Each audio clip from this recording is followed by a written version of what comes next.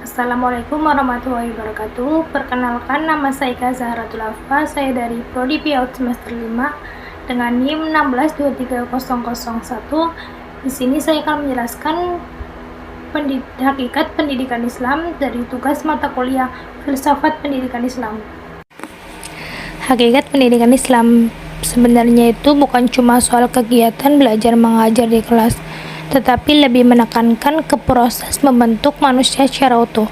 Jadi maksudnya itu bukan hanya pintar di akademik saja, tetapi membentuk seseorang untuk mempunyai iman yang kuat dan akhlak yang baik. Pendidikan Islam itu juga mengarahkan manusia supaya hidupnya sesuai dengan nilai-nilai Islam, mulai dari cara berpikir, bersikap, sampai bertindak dalam kehidupan sehari-hari. Jadi, ilmu yang didapat dari pendidikan Islam itu bukan hanya kepentingan dunia, tetapi juga sebagai bekal di akhirat.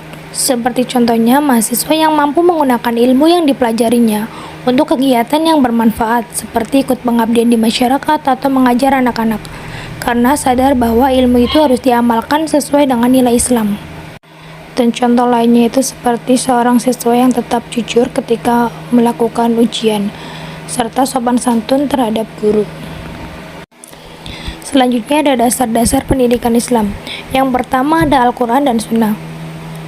Al-Quran dan Sunnah itu bisa dikatakan sebagai dasar pendidikan Islam karena dua hal ini itu jadi pedoman hidup umat Islam. Jadi maksudnya itu semua tujuan dan proses pendidikan itu seharusnya mengacu ke sana, supaya nilai yang diajarkan itu tidak melenceng. Dengan berlandaskan Al-Quran dan Sunnah, pendidikan Islam itu tidak hanya fokus ke ilmu pengetahuan saja, tapi juga ke pembentukan karakter dan keimanan. Sebagai contohnya itu seperti guru dapat mengaitkan materi pelajaran dengan kisah Nabi untuk menanamkan tentang nilai kejujuran, bertanggung jawab, dan lain-lain. Selanjutnya ada tauhid sebagai landasan utama. Tauhid itu kan inti dari pendidikan Islam. Artinya itu semua proses pendidikan itu harus mengarah pada penguatan keyakinan kepada Allah.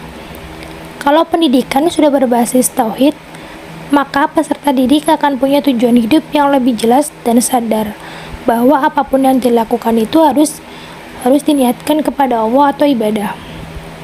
Jadi belajar itu bukan hanya untuk mendapat nilai bagus, tetapi juga untuk mendekatkan diri kepada Allah. Selanjutnya ada akhlak dan nilai kemanusiaan. Pendidikan Islam itu kan sangat menekankan akhlak dan sikap kemanusiaan. Ilmu setinggi apapun itu jika tidak dibarengi dengan akhlak pasti tidak ada manfaatnya. Karena itu pendidikan Islam berusaha membentuk pribadi yang tidak hanya cerdas tapi juga peduli, menghargai orang lain, dan bertanggung jawab. Selanjutnya ada prinsip-prinsip metode dalam pendidikan Islam. Yang pertama ada prinsip pembiasaan.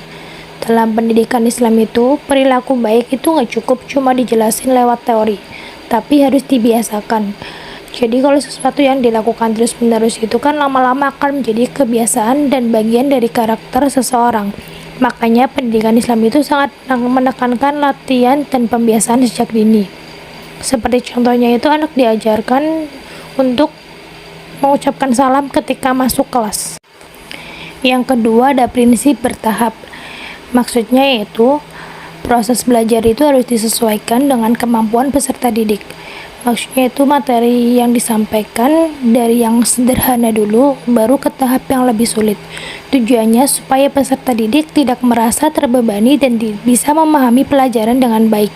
Sebagai contohnya itu seperti anak ketika belajar sholat itu kan yang dimulai dari pengenalan gerakan dahulu, baru bacaannya. Yang ketiga ada prinsip menyeluruh atau holistik.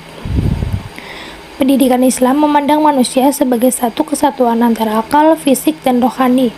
Jadi, pendidikan itu tidak boleh hanya fokus ke kecerdasan intelektual saja, tapi harus memperhatikan kesehatan jasmani dan perkembangan spiritualnya.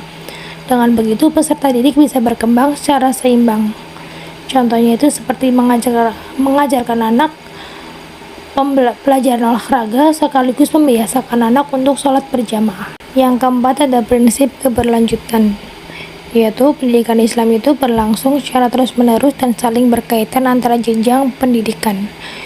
Nilai yang terus ditanamkan sejak dini itu harus dikembangkan sesuai dengan usia dan tingkat pemahaman peserta didik, supaya tidak berhenti di satu jenjang saja, nilai seperti kayak disiplin yang diajarkan dari SD itu harus tetap diterapkan sampai ke jenjang SMP maupun SMA. Yang kelima, ada prinsip memperhatikan bakat dan kemampuan. Setiap peserta didik itu kan mempunyai bakat dan kemampuan yang berbeda. Karena itu pendidikan Islam itu tidak memaksakan semua harus sama, tapi membantu mereka menemukan dan mengembangkan potensi yang dimiliki. Dengan cara ini, peserta didik bisa berkembang secara maksimal dan sesuai kemampuannya. Yang keenam, ada prinsip menghindari kekerasan. Pendidikan Islam itu menolak kekerasan karena bisa berdampak buruk pada mental dan perkembangan peserta didik. Proses belajar yang seharusnya dilakukan dengan pendekatan yang lembut, penuh pengertian dan dialogis, supaya peserta didik itu merasa nyaman dan aman. Seperti contohnya itu, guru bisa menegur siswa yang melanggar peraturan itu dengan cara menasehati, bukan membentak atau memukul. Sekian penjelasan dari saya. Wassalamualaikum warahmatullahi wabarakatuh.